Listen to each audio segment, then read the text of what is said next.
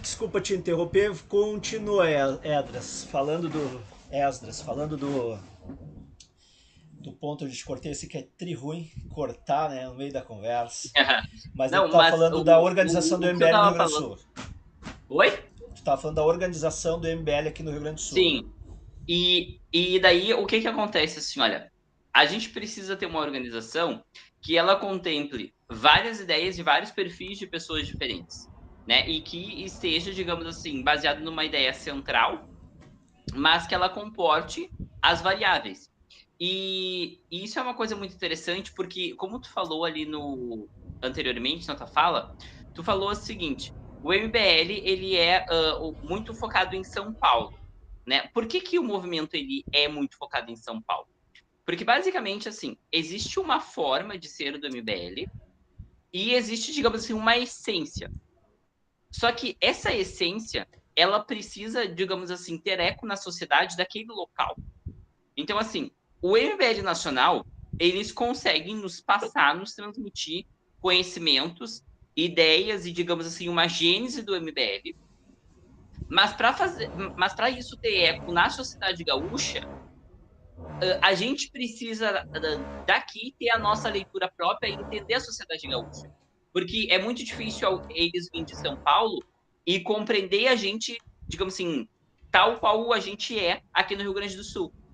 E a possibilidade de fazer isso na academia, da gente ficar recebendo conteúdo de uma maneira organizada, para a gente aqui digerir isso e, digamos assim, criar um MBL gaúcho, isso é muito interessante, sabe? Porque daí a gente está recebendo ali o conteúdo e, na medida do possível, e daí a gente, todas as nossas iniciativas, um pouco é isso, né? A tentativa de digerir esse conhecimento e essa gênese que vem da Nacional aqui pra gente, né? É mais ou menos como se fosse um movimento antropofágico lá do Manifesto Modernista que a gente traz para nós a nossa realidade de São Paulo para cá.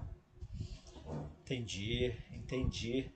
E, e Bruno, vocês estavam lá no Congresso, né? No. Lá em São Paulo. Isso, né? E existe uma pessoa agora que vai liderar, né? Um projeto aí que é uma coisa assim, para uns é uma personalidade muito forte, né? Que é o Danilo Gentili. Eu vi que vocês têm publicado isso, eu apoio ele totalmente, né? Vocês devem se lembrar, na época do CQC, ele já tinha um conhecimento, e eu não sei como é que era o editorial do programa, mas eles chegavam com perguntas bem cabulosas lá pros políticos da época, assim, né? Então ele tem muita cancha, ele tem muito conhecimento. E vi que vocês já estão publicando ele, né? Vocês tiveram contato com ele lá ou só foi na hora da apresentação lá, que eu vi que tinha muita gente fazendo pergunta para ele ali, Sim. todo mundo muito desconfiado, né? Porque tiveram uma experiência muito ruim com o Sérgio Moro, que se mostrou assim extremamente Maquiavel, né? Não importa os fins não justificam os meios, né? Apesar dele ter um histórico de juiz que colocou muito bandido de colarinho branco na cadeia, como político ele se mostrou um oportunista, né? E agora tem o Danilo Gentili. Vocês tiveram contato com ele lá? Conseguiram conversar com ele? Não, eu e o Wes, a gente não conversou lá com o Danilo, a gente só viu ele mesmo no momento em que teve o anúncio da sua pré-candidatura à presidência da República para 2026. Mas só comentando brevemente sobre o congresso que a gente teve lá em São Paulo, se não me engano foi no dia 5 de novembro, que não é apenas um congresso onde tu tem várias palestras, mas é de fato uma experiência de o que é ser e fazer parte do MBL. E quando eu fui ano passado pela primeira vez, um negócio que eu comentei com o Esdras e com o restante do pessoal aqui do Rio Grande do Sul, é que muitas vezes na nossa vida a gente convive em grupos que as pessoas têm opiniões divergentes da gente. Muitas vezes, ou é lulista, ou é bolsonarista, ou tem opiniões, ou é cirista, ou tem outras opiniões divergentes. E daí quando a gente vai lá no Congresso, a gente vê que as pessoas ali pensam praticamente igual, sabe?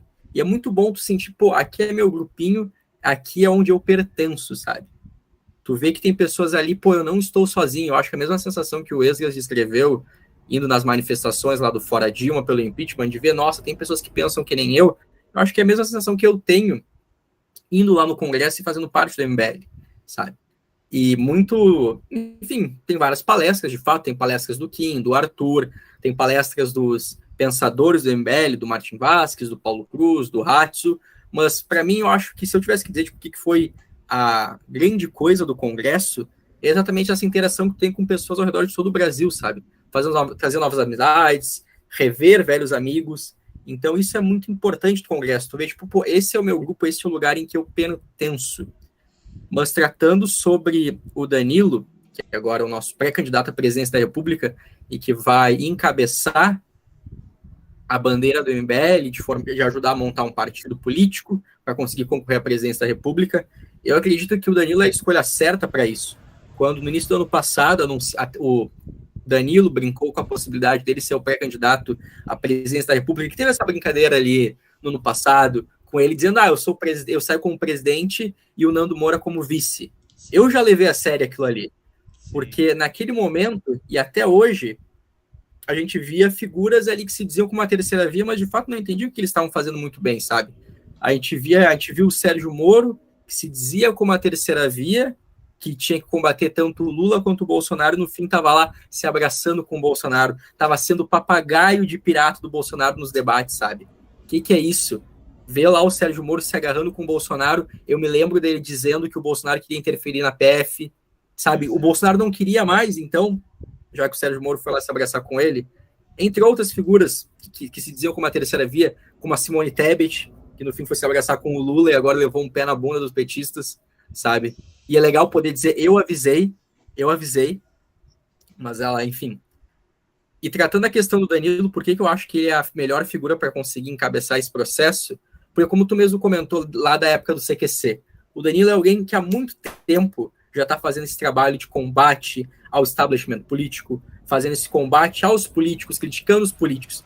Tem um vídeo que eu acho que, assim, que todo mundo tem que ver, que é o Danilo entrando no elevador com o Renan Calheiros. Sim, que ele pergunta lá para o Renan Calheiros, ô Renan Calheiros, posso uma pergunta? Ah, pode. Ah, não é um pouco contraditório o senhor ser presidente da comissão de ética, sendo que o senhor está envolvido nisso? E daí ele entraram no elevador, e eu não sei qual é o andar, mas eu sei que ele, tipo, que demorou muito para eles saírem do elevador. E ficou aquele clima terrível ali dentro. Então o Danilo é alguém que há bastante tempo anda já fazendo esse combate. Além de que eu acho que o mais importante, que ele é uma figura que consegue se comunicar muito bem. Diferente, por exemplo, do Sérgio Moro, ou até mesmo do João Amoedo, que também se dizia como a terceira via, o Danilo Gentili tem uma excelente comunicação e consegue se comunicar com o Brasil profundo, que muitos dos candidatos que estavam postos na terceira via não conseguiam fazer. Então eu acho que assim, a gente tem que se agarrar com essa ideia do Danilo presidente. Eu acho que é uma ideia brilhante, que eu acredito que vai para frente sim, e que é a melhor possibilidade, o melhor caminho para a gente sair dessa polarização entre Lula e Bolsonaro. E só um detalhe, uma história. Recentemente, acho que há umas 2-3 semanas, eu fui para as ruas aqui em Porto Alegre, perguntando para as pessoas se elas já sabiam que o Danilo era presidente. E tinha gente que sabia, tinha gente que não sabia. Sim. Isso foi bastante interessante. Já espalhando a palavra do Danilo Gentili aqui em Porto Alegre. Sabe? Tem esse vídeo no meu Instagram lá. Da mesma forma que o Wesley fez o merchan lá do canal do YouTube dele, eu faço no meu Instagram e também no meu canal no YouTube, que tem vários vídeos. Tem vídeo toda semana falando sobre vários assuntos. E tem agora esse desafio, né, para poder ter independência. Eu vejo o Kim Kataguiri dizer que tem independência, mas é muito complicado não tendo o partido político, né? Então esse é o desafio agora do MBL, que é fazer um partido político, e é bem complicado fazer um partido agora, né? Eu estava ouvindo o Renan falar que tu tem 2 anos para conseguir as assinaturas e registrar em cartório para poder ter o partido e poder lançar candidatos, né? E eu vi que vocês estão se mobilizando ali, achando pessoas para ir atrás. Como é que tá isso? Bom, isso, assim, a gente, como você falou, né, é um trabalho bem complexo e cada vez mais difícil.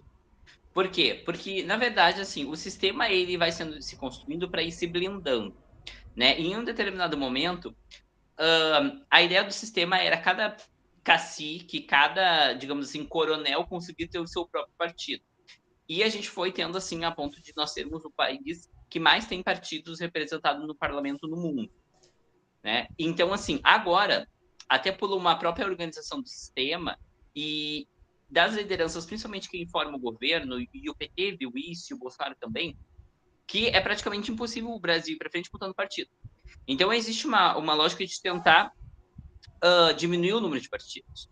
Só que nesse sentido também, existe a lógica do sistema de como a internet possibilita movimentos disruptivos que podem surpreender esses partidos políticos tradicionais, e o próprio Bolsonaro é um exemplo disso, por mais que ele estava muito tempo no sistema, ele se elegeu, digamos assim, meio que hackeando o sistema por dentro, porque, digamos assim, o centro-direita, a direita tradicional, eles estavam aliados com o Alckmin.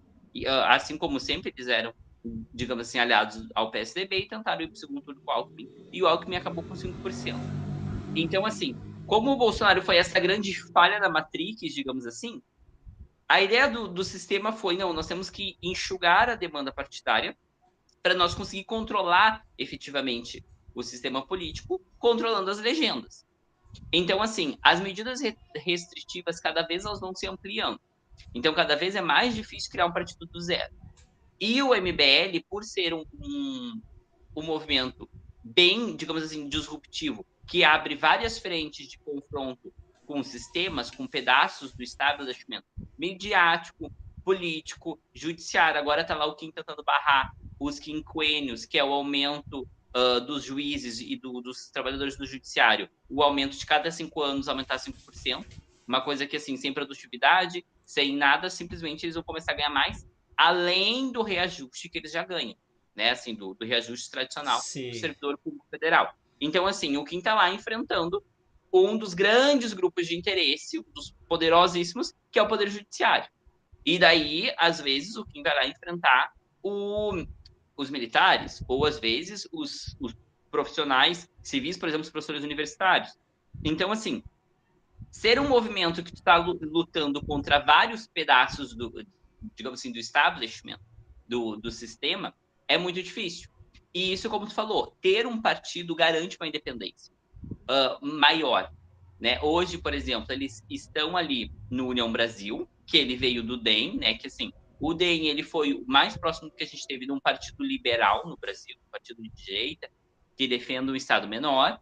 Né? Ele foi o DEM enquanto partido PFL, né? Ele foi o grande avalista das reformas econômicas do Fernando Henrique Cardoso.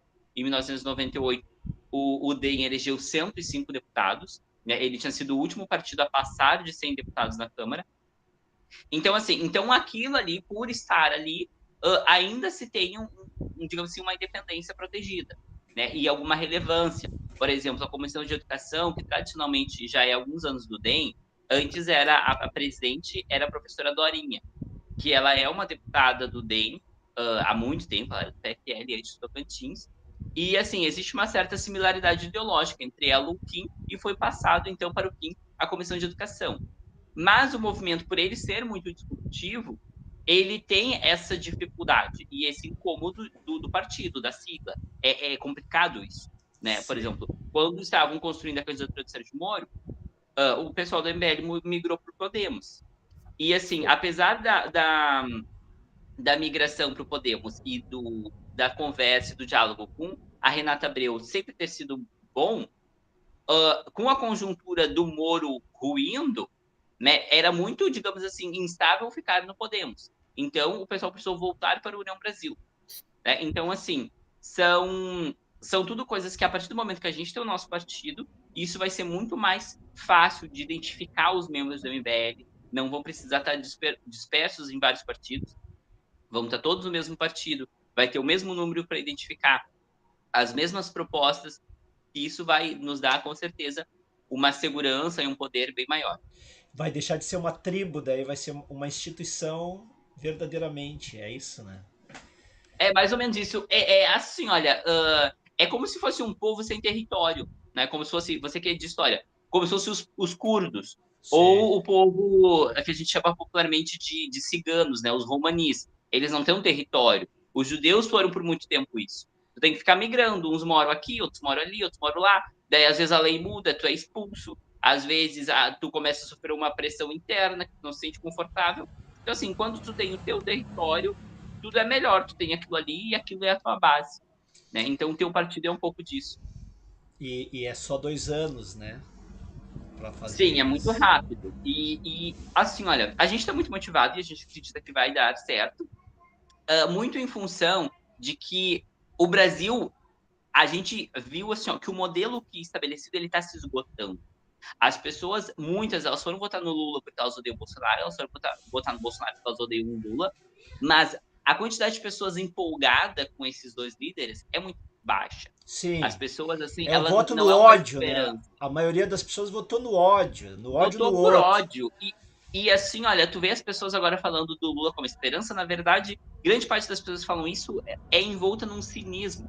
Porque elas sabem que o abismo tá ali, que o ano que vem vai ser muito ruim, que o ano que vem não vai ter picanha nenhuma, que as pessoas vão ralar para pagar as contas, que o pessoal vai continuar tudo no SPC, entendeu? Não existe uma esperança, não é um governo bom. Eles estão apavorados, a transição tá batendo cabeça, porque eles sabem que não tem de onde tirar dinheiro para pagar as contas o ano que vem. Né? Então, assim, esse ciclo está se esgotando. E cada vez as pessoas estão demandando mais uma esperança, uma coisa nova, uma coisa que surja diferente do que está estabelecido, diferente da esquerda, que por muito tempo está no poder, e também com a direita bolsonarista, que não deu certo. Né? Não tem como. O preço das coisas na prateleira do supermercado, a violência, a dificuldade no SUS, tudo isso mostra que essa direita bolsonarista não deu certo no poder, não deu certo no governo. Então a gente precisa construir uma coisa nova. Então, com esta energia de construir uma coisa nova, uma coisa disruptível, uma coisa que seja renovada, a gente acredita que a gente vai ter a energia suficiente para montar o partido. E agora, tendo um candidato a presidente, isso casa com a expectativa do povo. Porque, assim, nós somos um povo e a gente tem que reconhecer as nossas particularidades enquanto povo, que nós precisamos de um líder. A gente tem essa figura que a gente precisa, nós defendemos as ideias e as ideias se expressam nessa pessoa, nesse ser humano aqui, né? E por muito tempo a gente bateu cabeça, porque por mais que do ponto de vista das ideias, o Quintos representa, ele não pode ainda ser candidato a presidente porque ele é muito novo. Né? Sim, Legalmente, ele não pode, tem 25 anos, e o candidato a presidente tem que ter no mínimo 35. isso. Então, assim, como não tem um candidato, as ideias ficavam muito vagas, muito soltas. E agora nós teremos. Isso também é um grande, digamos assim, um grande catalisador da potência que é para construir o partido. Entendi. Entendi. E até me ocorreu perguntar agora, Ezra, e com relação ao Rio Grande do Sul, aqui já existe uma, por exemplo, uma liderança. Eu vejo vocês ali falando no Eduardo Leite, ali principalmente acho que é a Valesca, né? Que ela fez campanha por Eduardo. Ele é um PSDBista ferrenho, né?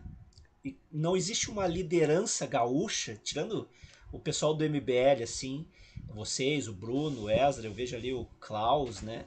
Mas assim, para o Rio Grande do Sul, porque para ter uma liderança forte nacional já tem, eu acredito o Danilo é uma pessoa formidável.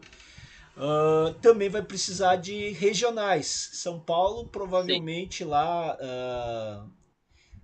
O Renan também diz que se tudo der errado, ele vai ser presidente, ele vai ser governador, né? E no Rio Grande do Sul? Tá. Assim, olha, vamos lá. Tu falou do Eduardo Leite, é importante contextualizar uma coisa. O governador, que a gente chama de governador, mas atualmente ele não é. Ele é o futuro governador e o ex-governador. Mas, assim, o governador Eduardo Leite, ele tem ideias, algumas, que se aproximam do movimento. Como eu falei, como o movimento é muito disruptivo e muito diferente do que tudo que está estabelecido, quando a gente olha para os governadores atuais, quando a gente olha para os políticos que estão em partidos, o Eduardo Leite é o que mais se aproxima da gente. Então, assim, ele está mais próximo do que todos os outros. No entanto, ainda existe grande diferença de nós, do MBL, para ele. né? Então, assim, não é a mesma coisa. Como tu falou, ele é um PSDBista, ele é um social-democrata histórico. O pai dele foi fundador do PSDB de Pelotas. Ele, desde de criança, literalmente, ele milita do PSDB. Então, assim, ele tem certas coisas que nos diferenciam dele. Nesse aspecto, assim, existem duas coisas. O movimento MBL se tornando um partido, as lideranças elas vão surgir, dos militantes, as pessoas que atuam agora em função do MBL. Então, assim, como tu falou, nós vamos construir nomes para disputar eleições e que a liderança do movimento será esses que já estão e que estão ali trabalhando. E nisso é uma coisa muito legal que o movimento ele possibilita, digamos assim, uma ampla representatividade da pessoa nova que está chegando na política. Porque ele não é, digamos assim, não existe uma aristocracia dentro do MBL que já está ali há 300 anos e que vai sempre dar as cartas. Se tu pegar os partidos do Rio Grande do Sul, todos eles têm, se não um chefe, um pequeno grupo que manda. O PT é assim, o PT do Rio Grande do Sul, ele é assim, ó, ele é Tárcio, Olívio, Miguel Rosseto, Raul Ponte. São essas Sim. pessoas que mandam no PT. Eles escolheram o Edgar Preto por ser uma pessoa mais nova, porque eles já estão quase todos com 80 anos, então eles precisam de uma pessoa mais nova que represente isso. Quem que eles vão buscar? O filho de um líder histórico do PT também, que já morreu, que era o Adão Preto. Então, assim, uma pessoa que fazia parte desse pequeno comitê, eles vão lá e buscam o filho dele como um herdeiro para ser o candidato a governador. Então, assim, todos os partidos, a grande maioria deles são assim. Se eles não têm um chefe, eles têm um pequeno grupinho. E o MBL não é assim. O MBL existe a possibilidade de tu chegar, de tu fazer parte. Como a gente falou, nós não somos do MBL desde o início. Nós estamos aqui com o Projeto Academia. Tá, esse é um ponto. O MBL. A candidatura nacional do Danilo, que será encabeçada pelo MBL enquanto partido e pelo Danilo sendo a figura que vai ser o candidato, ela precisa dialogar com outros setores, talvez com outros partidos. Que, assim, ó, a régua vai ser o que a gente acredita, mas as pessoas que estão dispostas a dialogar, construir junto com a gente, vão ser bem-vindas. E neste Entendi. cenário, é muito provável que o Eduardo Leite, a gente vai atrás dele para tentar incorporar ele neste projeto também. Entendi. Muito bom, né? Então tudo vai depender dessa ferramenta chamada partido político, que no Brasil é quase que um cartório, né? Tu precisa dele para poder exercer o teu direito político de se candidatar, que nos Estados Unidos não é, né? Apesar de ter dois grandes partidos lá, os democratas e os republicanos, geralmente são os que vão para a ponta lá, e o presidente da república deles geralmente sai de um desses dois partidos. Infelizmente aqui no Brasil é muito partido e é tudo fisiológico ali. Eu estou vendo agora que quase mais da metade do PL é Lula já lá, né? O Arthur Lira, que estava com a camisa do Bolsonaro, já está de namoro com Lula. Então vai ser muito complicado e só existe o Kim Kataguiri no Congresso lá. E eu vi até, não sei se qual dos dois postou uma coisa que eu achei muito interessante, que o Randolph, acho que é Randolph Rodrigues, né?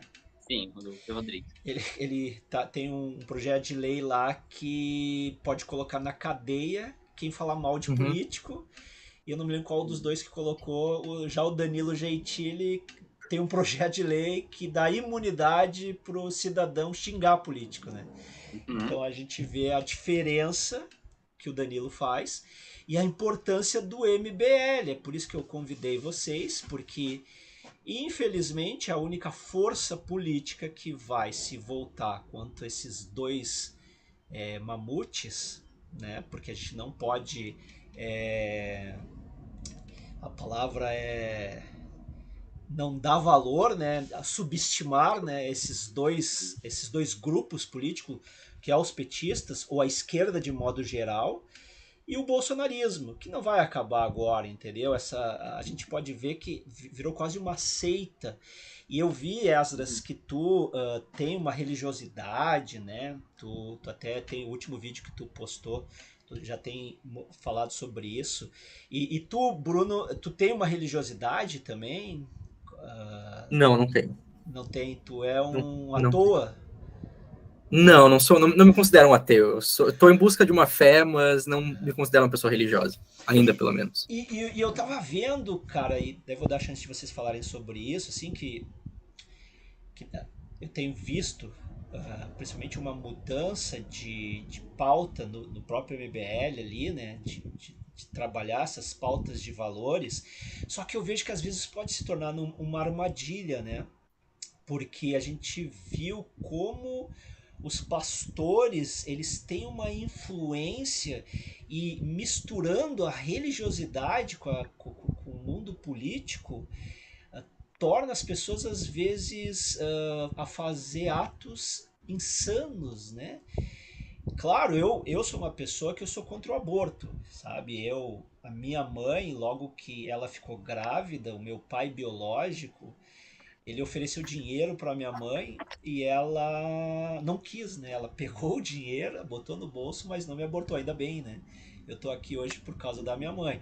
Então, eu também sei que as drogas, eu não vou nunca me opor, por exemplo, o cara tá bebendo lá, eu vou lá dizer que para parar de beber, parar de fumar, mas eu sou contra, eu pessoalmente sou muito contra uma liberação total das drogas, assim, eu acho que isso aí é um prejuízo para a sociedade, e isso mexe muito com as pautas liberais, mas tá junto com a religiosidade, e eu vejo assim que o bolsonarismo ele conseguiu tornar isso uma seita, tanto que o Lula teve que buscar voto lá entre os crentes, né, entre os protestantes e religiosos em geral, porque é muito forte isso no Brasil, mas existe um perigo nisso, né? Eu acho, pelo menos, eu queria ver a opinião de vocês, de misturar a religiosidade com o Estado, né? Isso não é perigoso, Esdras? É que assim, ó, vamos lá. Vamos por partes, que aí tem muitas coisas que a gente poderia falar, assim, umas 2 horas separadas só sobre isso. Uma das coisas, assim, olha, uma coisa é a religião que as pessoas praticam e o quanto elas vão querer impor isso para as outras pessoas.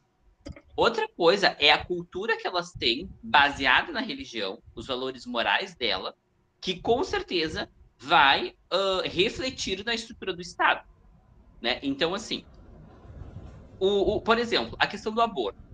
A imensa maioria do povo brasileiro é contra a legalização do aborto, seja por razões religiosas ou não. Tem muitos ateus que são contra o aborto. Então, assim, como a grande maioria ela defende uma coisa, isso vai incidir no ordenamento jurídico. Então, assim, se pegar todas as democracias do mundo, ela tem um senso de dominação da maioria. Claro que não pode esmagar a minoria, mas assim, aquilo que é entendido como um direito intrínseco do ser humano é garantido. Aquilo que é um valor moral de alguma coisa que a maioria acha errado não é feito, né? E isso se estende para as drogas, isso se estende, por exemplo, para a idade penal, em quando que a maioria acha que o ser humano é capaz de distinguir o que é certo e o que é errado, a ponto disso ser punido por ele ter cometido um crime. Com qual idade ele é apto para entender isso? Ou qual a punição de um adolescente? Com 12 anos ele vai ser punido como? Com 14, com 16 ou com 18? Né? Então, assim, isso varia de sociedade para sociedade. Outra coisa, por exemplo, que agora entra pouco em discussão, mas é uma coisa muito importante também, que é o quê? A idade de consentimento para manter relações sexuais. Né? Existe uma idade que é estabelecido que se a pessoa é mais, se a criança, o adolescente é mais novo que isso, é um crime, porque ele não tem capacidade de consentir com isso. Né? E existe a partir de uma idade que isso é tolerado. Em cada país é uma idade, não é uma idade universal. Né? Então, assim, são valores da sociedade que vai refletir, e muitas vezes atrelado à religião, que vai incidir no ordenamento jurídico. E uma das coisas que é muito interessante, até porque o Christian é formado em História e o Bruno estuda História, que é o seguinte: todas as sociedades que a gente tem conhecimento das civilizações, elas têm uma base religiosa. Agora, na modernidade, a gente está vendo as primeiras tentativas de construir civilizações, países, sociedades ateias. Né? Então, assim, a China ela passou, depois da Revolução, por um grande momento de tentativa de depuração das crenças dela, né, com o episódio da Revolução Cultural, que durou 10 anos, e nos últimos anos a gente vê que existe uma tentativa de reestabelecer uma tentativa de rebuscar a religião, o tradicional, né, a própria... esses dias eu gravei um vídeo que não foi ao ar ainda, mas que falava um pouco da criação do Instituto Confúcio pelo Partido Comunista Chinês. E por que o nome do instituto que vai espalhar a cultura da China pelo mundo é Confúcio, se ele tem toda uma razão religiosa por trás? É porque o Partido Comunista está tentando reestabelecer isso. Da mesma forma, a União Soviética, quando eles fizeram a Revolução, e até em função de que a religião ortodoxa ela estava muito atrelada ao Império, eles tentaram transformar todo mundo em ateu, né? Em tirar a religião do país de todas as formas. Quando eles foram invadidos pela Alemanha nazista, a primeira coisa que eles fizeram foi correr para dentro das igrejas e botar o povo rezar de novo, para, digamos assim, para dar um conforto, um sentimento de pertencimento, para eles aguentar aquele momento difícil que eles estavam passando. Então, assim, isso a gente tem que pensar no Brasil. Bom, nós temos as nossas religiões tradicionais do povo brasileiro. E agora está em um processo de mudança majoritário, está deixando de ser católico e está se tornando evangélico. Isso, ele vai continuar, essa religião, ela vai continuar incidindo nas nossas vidas e nas nossas organizações. Só que, o que acontece? Nós somos o processo de transição religiosa que está acontecendo no Brasil, ele é muito acelerado. Ele não tem digamos assim, um paralelo na história de ser tão rápido. Os países que eles foram se convertendo de uma religião para outra demorou muitos séculos. Foram assim, questão de 3, 4 séculos que uma população de uma pequena religião se tornou majoritária. E agora no Brasil, muito em função tanto da urbanização quanto da proliferação de tecnologias assim, de comunicação, eu posso gravar um vídeo falando da minha religião e postar e milhões de pessoas veem. Sim. Isso faz com que em uma geração, pessoas que nasceram num país completamente católico, né, onde os padres, os bispos, eles tinham muito poder, eles vão viver e vão morrer num país que vai ser protestante. Então, assim, essa transição, ela vai gerar conflito. E esse conflito, muitas vezes, é baseado na percepção da maioria das pessoas que a gente vive uma sociedade que segue um senso comum que é católico. Então, assim, eu, por exemplo, eu passei por experiências na escola, já poucas, mas assim, eu tive em alguns momentos que a professora queria que a gente rezasse. Mas assim, eu não queria rezar, porque eu sou protestante. O Pai Nosso. Ela queria que vocês rezassem o Pai Nosso. Exatamente. Então, assim, não faz parte da minha experiência religiosa ficar rezando. Então, eu não queria rezar. Só que, assim... Uma escola pública, isso? Era uma escola pública? Sim, na escola pública. Daí, assim, tá, professora, eu não quero, não sei o que, tá, beleza. Só que, assim, eu não me ofendi, eu não fiz o estardalhaço, a minha mãe não foi na escola reclamar. Sim. Por quê? Porque é meio normal, tu entende? Outra coisa, os feriados os feriados católicos. Eu tenho uma empresa, por exemplo, se eu tiver um comércio ali que eu tenho 10 funcionários, por que no dia 12 de outubro eu tenho que fechar meu comércio e dar folga para os meus funcionários? Se eu não sou se eu não sou católico, ou se nenhum dos meus funcionários, por exemplo, for católico. Mas a gente segue um país que ele tem as regras estabelecidas pela Igreja Católica. Sim. Os nomes dos lugares. Eu sou de Nova Santa Rita, né? Então, assim, a minha cidade tem o nome de uma santa, a bandeira da minha cidade tem a imagem da santa. Tu falando isso aí... da minha cidade... Oi? Tu falando isso aí, eu me lembrei de uma coisa agora. Os adventistas, eles conseguiram uma aprovação para que as provas do Enem não fossem no sábado, né? Sim, são só domingo. Desculpa te atrapalhar. E eu descobri há pouco tempo que antes, quando tinha a prova do Enem no sábado, todos os adventistas, eles iam para salas e eles ficavam lá trancados até o sol se pôr para começar a fazer a prova no sábado, porque é uma relação com o sol, né? Então eles ficavam lá trancados horas a fio antes de começar e depois ficava até de noite lá fazendo. Mas assim, que eu tava falando da minha cidade. O hino da minha cidade, que é ensinado para as crianças na escola, faz menção à santa. N eventos públicos ao longo do ano na minha cidade faz menção à santa. É feriado no município o dia de Santa Rita de Cássia. Uma cidade que, se não me engano, católica. É dia 20 ou 22 de maio. Só que, assim, no mínimo 20% da minha cidade é protestante. E tem uma grande comunidade que é espírita, tem uma grande comunidade que é ubandista e outros ateus. Então, assim, a gente vive numa sociedade que é católica. E a gente não fica se protestando, obrigando, reclamando. Entendi. Só que o que acontece? A partir do momento que a sociedade ela vai sair de uma sociedade católica para se tornar uma sociedade protestante, isso vai ter o estranhamento. Porque a partir do momento que tiver um dia de um feriado protestante, que não tem um feriado nacional de razão protestante, vai gerar um estranhamento, entende? Então isso vai gerar um conflito. E daí é muito, digamos assim, a gente tem que pensar em refletir aonde está o limite de uma coisa e de outra. Porque claramente existe um uso indevido, um uso político indevido da religião em muitos momentos, né? E a gente vê isso no bolsonarismo, né? A gente vê alguns pastores que passam do ponto que eles pregam o Bolsonaro como se fosse um ser divino, inclusive talvez flertando com a próprio pecado de idolatria, porque eles substituem a figura de Deus pela figura de um homem, de uma criatura, né? E de devoção e de entrega total àquelas pessoas que estão ali chorando na frente do quartel. Digamos assim, como Jesus disse lá, que o maior mandamento é amar a Deus acima de todas as coisas. Eu tenho certeza que aquelas pessoas, se Jesus Cristo descesse do céu e pedisse para elas pararem de apoiar o Bolsonaro, elas iam dizer que Jesus era do diabo. Sim, com certeza. Né? Então, assim, existe uma própria distorção da ideia de religião nesse sentido, de idolatria, de confiar. A confiança de um cristão tem que ser em Deus, não no governo, né? Então, assim, isso é muito problemático. No entanto, a gente também tem que entender, primeiro que tem um discurso de ódio aí, alguém tá fazendo um negócio que eu acho que alguém vai aparecer uns barulhos esquisitos aí. Continua, Essa, desculpa.